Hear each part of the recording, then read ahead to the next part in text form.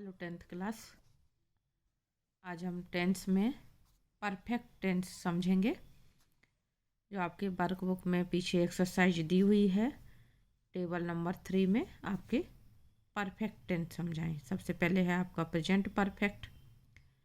Present perfect में हिंदी में जो सेंटेंस होते हैं आपके, उनमें यह आशय निकलता है कि कार्य समाप्त हो चुका है, कार्य पूर्ण हो चुका है, या कह सकते हैं कि सेंटेंस के लास्ट में चुका है, चुकी है, चुके हैं, इस तरह के शब्द, या लिया है, लिए हैं, इस तरह से सेंटेंस रहते हैं पहचानने के लिए।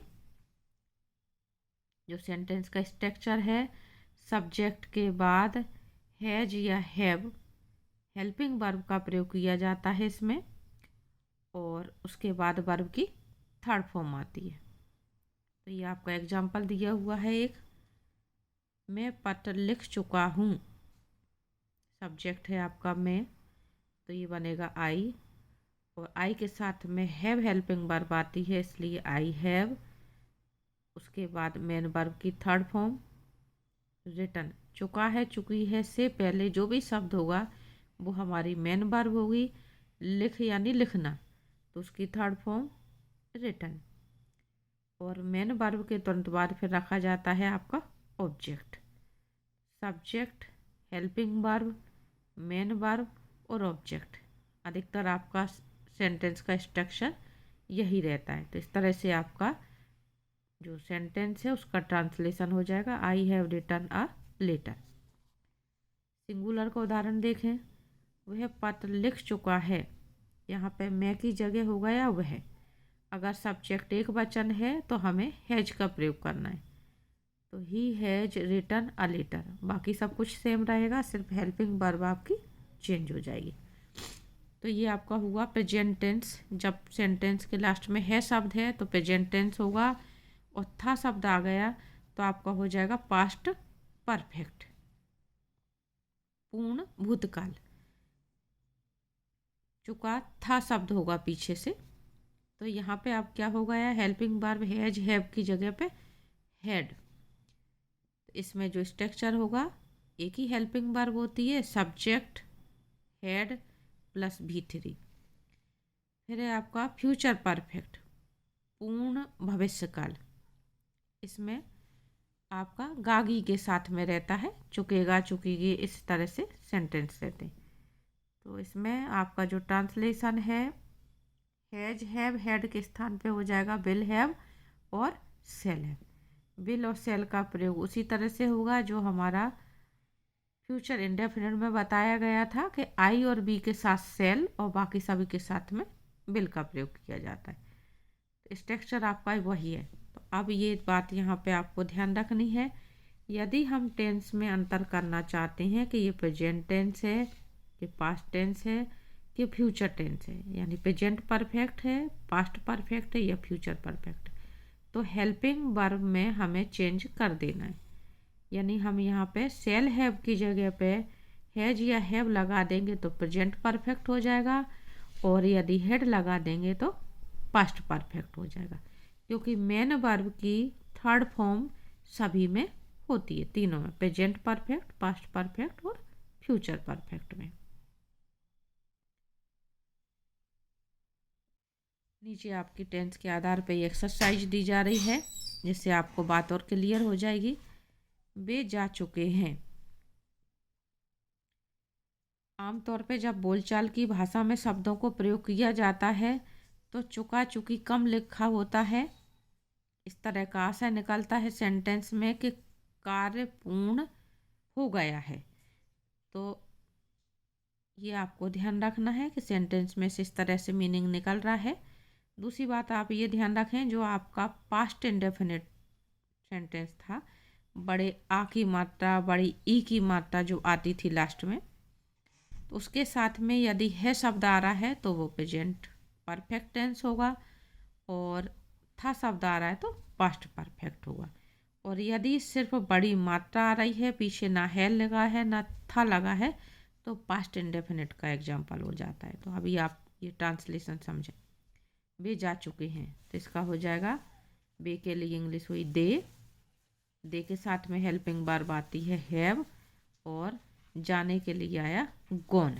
थर्ड फॉर्म जा मतलब जाना, तो गो की थर्ड फॉर्म गॉन, तो दे हैव गॉन। वह खा चुकी है, चुकी है सब, तो सी सब्जेक्ट, सी एक वचन है इसलिए हैज हेल्पिंग वर्ब आ गई इसके साथ में। सी हैज ईटन, वह खा चुकी है। ये सेंटेंस इतना ही है, आप लिखना चाहें तो भले ही लिखें, नहीं तो ये आपका इतना ही। सी हैज ईटन, क्या खा चुकी है, इसका हमारे पास कोई जवाब नहीं इसमें, इसलिए यहाँ पे हमें फूड लिखने की ज़रूरत नहीं है। उसने अंग्रेजी सीखी है, अब यहाँ पे चुका है चुकी है नहीं आया, सीखी है बड़ी ई की मात्रा और है, तो ये परफेक्ट टेंस है। क्योंकि इसको पहचानने में परीक्षा में बच्चों को दिक्कत हो जाती, तो आप जो बात बता रही हूँ मैं उसको थोड़ा सा ध्यान रखें। उसने के लिए इंग्लिश बनेगी ही के साथ में हैज हेल्पिंग वर्ब आती है, और सीखने के लिए इंग्लिश होती है लर्न, तो थर्ड फॉर्म हो गई learned. He has learned English, क्या सीख चुकी है, इंग्लिश। तो क्या का जवाब जब भी मिलता है उसको हम वर्ब के तुरंत बाद इंग्लिश रखते हैं, वो हमारा ऑब्जेक्ट कहलाता है। उसने कुर्सी तोड़ी है, सॉरी तुमने कुर्सी तोड़ी है, तो यू तुमने के लिए बना यू, यू के साथ में हैव आती है हेल्पिंग वर्ब। ब्रोकन, क्या तोड़ा है, कुर्सी, तो द चेयर बाद में, तो you have broken the chair. वह नाच चुकी है, सी हैज डांस्ड। यात्री प्रस्थान कर चुके हैं, प्रस्थान कर चुके हैं यानी जा चुके हैं, एक तरह का छोड़ चुके हैं उस जगह को, तो द ट्रेवलर्स हैव लेफ्ट। यहाँ पे यात्री के लिए द ट्रेवलर की जगह पे हम पैसेंजर शब्द का भी प्रयोग कर सकते हैं। वे लॉटरी जीत चुके हैं, वे के लिए इंग्लिश दे हैव बोन, तीनों जो बिन होता है सेकंड फॉर्म बोन और थर्ड फॉर्म भी बोन, तो they have bone the lottery. क्या जीत चुके हैं, क्या का जवाब लॉटरी, तो लॉटरी को लास्ट में लिखेंगे। शिक्षक ने प्रश्न पूछा है, the teacher has asked the question, या आप लिखना चाहें तो अ क्वेश्चन, दोनों में से कोई एक चीज लिख सकते हैं यहाँ पे। हम कार्य समाप्त कर चुके हैं, समाप्त शब्द आया हुआ है यहाँ पे, तो हमें फिनिश लिखना है, पूरा कर चुके हैं। अगर ये होता हम कार्य पूरा कर चुके हैं तो यहाँ पे कंप्लीट आता, तो we have finished the work. मैंने समाचार सुना है, I have heard the news. यहाँ पे सुनने के लिए हर्ड का प्रयोग करा जाएगा, लिसन नहीं आएगा। आगे आपके सेंटेंस दिए हुए हैं ये पास्ट परफेक्ट टेंस के, मैं पहले ही कार्य समाप्त कर चुका था। अब यहाँ पे शब्द आ गया एक पहले ही, तो मैं कार्य समाप्त कर चुका था, ये आपका पास्ट परफेक्ट टेंस है। पहले ही के लिए इंग्लिश बनेगी ऑलरेडी, तो सब्जेक्ट हुआ मैं, तो आई, हेल्पिंग वर्ब हैड, और पहले ही के लिए ऑलरेडी, ऑलरेडी शब्द आपका एडवर्ब है जो मेन वर्ब से हमेशा पहले ही आता है, इसलिए यहाँ हमने बीच में इसको रखा है, तो I have already finished the work. बस बहुत पहले ही छूट चुकी थी, तो ये आएगा आपका द बस हैड लेफ्ट, छूट चुकी थी यानी जा चुकी थी, लेफ्ट मच अर्लियर, यहाँ पे बहुत पहले ही शब्द आ रहा है, सिर्फ पहले ही शब्द होता तो हम फिर से ही यहाँ पे ऑलरेडी लगा देते, लेकिन यहाँ पे है बहुत पहले, तो मच अर्लियर। और ट्रेन स्टेशन पहुंच चुकी थी, तो द ट्रेन हैड रीच्ड। मैं 10 बजे से पहले आ गया था, अब यहाँ पे फिर पहले शब्द आ रहा है, पहले ही नहीं आ रहा है, ठीक है, आपको ये ध्यान रखना है, सिर्फ पहले शब्द है, आई हैड कम। जब इस तरह के सेंटेंस आते हैं तो स्ट्रक्चर थोड़ा सा बदल जाता है, वो अभी मैं नीचे समझाऊंगी आपको। I had come before 10 o'clock, यानी बिफोर शब्द का हमने जो यूज करा है उससे पहले हमने सेंटेंस को पास्ट परफेक्ट के स्ट्रक्चर में बनाया है। सब्जेक्ट, हेड, हेल्पिंग वर्ब और मेन वर्ब की थर्ड फॉर्म। मैं आ गया था, इसकी इंग्लिश पहले बनेगी, तो आई हैड कम। 10 बजे से पहले, इसकी इंग्लिश है बिफोर 10 o'clock। सूर्य उदय हो चुका था, the sun had risen, rise की थर्ड फॉर्म होती है राइजन। अब हम पहले पास्ट परफेक्ट को समझ लेते हैं, जो पहले शब्द आया है यानी बिफोर का यूज। इसमें थोड़ा सा स्ट्रक्चर अलग भी आते हैं, आपके दो दिए हुए हैं यहाँ पे सेंटेंस। यहाँ पे बिफोर का दिया हुआ है और यहाँ पे आपका आफ्टर का दिया हुआ है। दो तरह के स्ट्रक्चर आते हैं, ये आते हैं सिर्फ पास्ट परफेक्ट टेंस में ही। तो जब कभी भी पहले शब्द आएगा तो हम सेंटेंस को दो भागों में बनाएंगे। आधा हिस्सा आपका जो रहेगा वो पास्ट इंडेफिनिट में रहेगा और आधा सेंटेंस आपका पास्ट परफेक्ट में रहेगा। तो जिसके साथ में कार्य पूर्ण होना बताया जा रहा, मैं स्टेशन पहुंच गया था, यहाँ पे इतना भूल जाएं, ट्रेन आने से पहले, ये थोड़ी देर के लिए हमें भूल जाना है। हम सबसे पहले इतना ही सेंटेंस बनाएंगे, मैं स्टेशन पहुंच गया था, तो I had reached the station. उसके बाद पहले के लिए हमें शब्द लिखना है बिफोर, और बिफोर के बाद हम इस सेंटेंस को बचे हुए को शॉर्ट में पास्ट इंडेफिनिट में बनाएंगे। पास्ट इंडेफिनिट में मतलब सिर्फ सब्जेक्ट और आमतौर पे वर्ब, इतना ही आता है, ज़्यादा लंबा सेंटेंस नहीं आता इसमें। ट्रेन आने से पहले, तो यहाँ पे सब्जेक्ट हो गया द ट्रेन, वो आने से पहले अराइव, और पहले के लिए हमने लगाया बिफोर। तो ये स्ट्रक्चर आपका पहले पास्ट परफेक्ट टेंस और बाद में पास्ट इंडेफिनिट, बीच में आपका लग गया बिफोर। बिफोर मीन्स होता है पहले। ये आपका स्ट्रक्चर है पास्ट परफेक्ट का, तो पास्ट परफेक्ट पहले, पास्ट इंडेफिनिट बाद में। दूसरा हम समझेंगे आफ्टर का यूज। मेरे स्टेशन पहुंचने के बाद ट्रेन आई थी, ठीक है। तो यहाँ पे बाद के लिए आफ्टर का प्रयोग करा गया है। आफ्टर मीन्स होता है बाद में, तो हम जो सेंटेंस बनाएंगे पास्ट परफेक्ट हमारा बाद में बनेगा। यानी सेंटेंस का स्ट्रक्चर हमें ध्यान रखने के लिए ये ध्यान रखना है, आफ्टर मीन्स बाद में, तो पास्ट परफेक्ट का जो स्ट्रक्चर होगा सेंटेंस का वो बाद में, और पास्ट इंडेफिनिट पहले। तो इसमें पहले इंग्लिश का किसकी बनी है, मेरे स्टेशन पहुंचने के बाद ट्रेन आई थी। तो I had reached the station, ये आपका पहले यहाँ बना हुआ है पास्ट परफेक्ट में, और द ट्रेन अराइव ये पहले बना हुआ है, तो पास्ट इंडेफिनिट में है। इस तरह से आपको ध्यान में रखना है दोनों में अंतर, कि आफ्टर मीन्स बाद में, तो पास्ट परफेक्ट का स्ट्रक्चर बाद में। सब्जेक्ट आपका वही रहेगा, इसमें एक ही रहता है, मेरे के लिए बनी इंग्लिश आई, और पास्ट परफेक्ट इसलिए हैड, पहुंचना रीच्ड, और स्टेशन द स्टेशन, ठीक है, और ट्रेन आना द ट्रेन अराइव। तो इस तरह से, यानी बाद में जो है उसकी इंग्लिश पहले, और जो पहले है उसकी इंग्लिश बाद में। इस तरह से आपको थोड़ा सा ध्यान रखने की कोशिश करनी। इसी के आधार पे हमने जो ऊपर सेंटेंस बनाए थे वो इसी के आधार पे बनाए थे। पहले है तो ये सेंटेंस आपका पास्ट परफेक्ट पहले था, ये आपका पास्ट इंडेफिनिट था।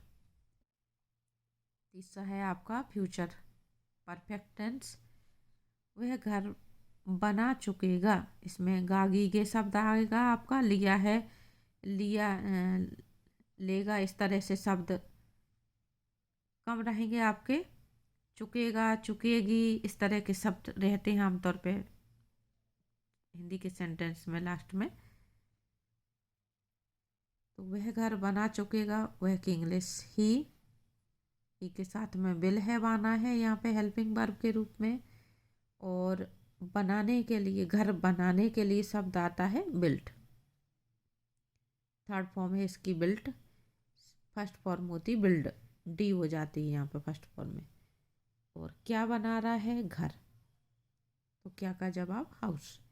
तो he will have built a house. वे कविताएं लिख चुकेंगे, वे के लिए इंग्लिश दे, हेल्पिंग वर्ब विल हैव। अब कविता लिखने के लिए आमतौर पे शब्द जो रहता है कंपोज आता है। गीत लिखने की बात कही जाए या कविता यानी पोयम, तो उनके लिए सही शब्द जो है कंपोज। अगर आपको ध्यान नहीं आता है तो आप भले ही राइट शब्द का प्रयोग करें यहाँ पे, नहीं तो सही शब्द जो है आपका यही है। तो यहाँ पे हम लिखेंगे composed the poems, they will have composed the poems. वह परीक्षा दे चुकेगी, तो she will have given the examination. मजदूर सड़क बना चुकेंगे, वर्कर्स विल हैव कंस्ट्रक्टेड। बनाने के लिए आता है शब्द कंस्ट्रक्ट यानी निर्माण करना, तो सड़क बनाई नहीं जाती, निर्माण की जाती है, इसलिए constructed third form. The road, हम उसकी मदद कर चुकेंगे, we shall have helped him. जब भी वर्ब के बाद प्रोनाउन आता है तो उसका हमेशा ऑब्जेक्ट रूप ही आता है, कभी भी वर्ब के बाद हम ही नहीं लिखते, हिम लिखते हैं। तो ये आपका प्रोनाउन का ऑब्जेक्ट रूप है। ये कुछ बातें जो मैं बता रही हूँ ये आपको थोड़ा सा अनुभव से ही या प्रैक्टिस से ही ध्यान में रहेंगी। जैसे ये कंपोज शब्द बताया, ये बताया, या यहाँ पे मैंने ऑलरेडी का प्रयोग बताया, तो ये सब बातें आपको थोड़ा सा ध्यान रखनी है। तो आपके इसमें एक्सरसाइज थोड़ी सी और दी हुई है एक, जो आपको पास्ट परफेक्ट का मैंने अभी बताया था ऊपर, उसके आधार पे अभी जो आपको बिफोर और आफ्टर की एक्सरसाइज समझाई है उसके आधार पे ही आपके थोड़े से ट्रांसलेशन नीचे और दिए हुए हैं एक्सरसाइज के रूप में। पहला दिया हुआ है, बस आने से पहले वह पहुंच गया था। तो सबसे पहले जो हम इंग्लिश बनाएंगे वह पहुंच गया था, इसकी इंग्लिश बनेगी तो ही हैड रीच्ड। फिर हम पहले के लिए लगाएंगे बिफोर, और बस आने से तो द बस अराइव्ड। इस तरह से आपको ध्यान रखना है, क्यों बच्चे भूल जाते हैं आफ्टर और बिफोर में इसकी इंग्लिश कहाँ रखनी, कौन सा टेंस का स्ट्रक्चर इधर रहेगा और कौन सा उधर आएगा। तो पहले वाले में आपका पास्ट परफेक्ट पहले आना है। वर्षा प्रारंभ होने से पहले हम प्रस्थान कर चुके थे, तो सबसे पहले इंग्लिश बननी है हम प्रस्थान कर चुके थे, तो वी हैड लेफ्ट। फिर पहले के लिए बिफोर और वर्षा प्रारंभ होने से, तो इट बिगेन टू रेन, तो we had left before it began to rain. इस तरह से बनेगा ये। अगला, सोने से पहले बच्चे खाना खा चुके थे, बच्चे खाना खा चुके थे, इसकी बनेगी English children had eaten food. फिर आया आपका पहले के लिए बिफोर दे स्लेप्ट, पहले, ठीक है। स्कूल आने से पहले वे गृह कार्य कर चुके थे, they had done the homework before they came to school. अब यहाँ पे डन के स्थान पर आप चाहें तो फिनिश शब्द का भी प्रयोग कर सकते हैं, क्योंकि वे गृह कार्य कर चुके थे यानी उन्होंने समाप्त कर लिया था, तो हम फिनिश शब्द का भी प्रयोग कर सकते हैं। तो ये हो जाएगा आपका they have finished the homework before they came to school. घंटी बजने से पहले शिक्षक और विद्यार्थी आ चुके थे। शिक्षक और विद्यार्थी आ चुके थे, इसकी इंग्लिश पहले बनेगी द टीचर्स एंड स्टूडेंट्स। यहाँ पे भी हम द लगाएंगे, दोनों जगह ही आर्टिकल का प्रयोग किया जाता है। The teachers and the students, दोनों चीज़ें जब अलग होती हैं तो दोनों जगह अलग आर्टिकल लगाना रहता है। तो the teachers and the students had arrived before the bell ring. Ring की सेकंड फॉर्म होती है रिंग। ये हमारा पास्ट इंडेफिनिट है और ये हमारा पास्ट परफेक्ट है। तो ये आपकी 5 एक्सरसाइज और दी हुई थी पास्ट परफेक्ट टेंस की, तो ये हो गई हैं। आपको इन सब की प्रैक्टिस करनी है क्योंकि एग्ज़ाम में अधिकतर आपके सेंटेंस इसी में से आ जाते हैं।